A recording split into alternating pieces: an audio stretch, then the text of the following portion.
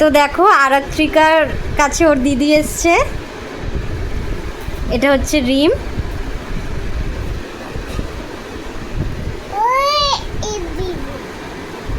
যাও দিদির কাছে যাও, দিদির কাছে যাও, যাও দিদির কাছে যাও।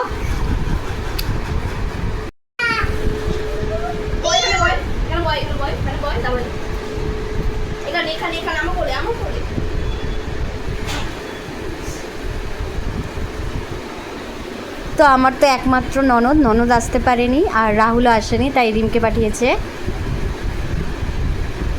আর আরাত্রিকার জন্য একটা জ্যাকেট এনেছে, ওটা তুলে দিয়েছি, পরে আমি এখানে পিকচার অ্যাড করে দেবো, তোমরা দেখে নেবে। রিম থাকবে তো এখন কটা দিন? খুশি খুশি, কে এসছে, কে এসছে বলো?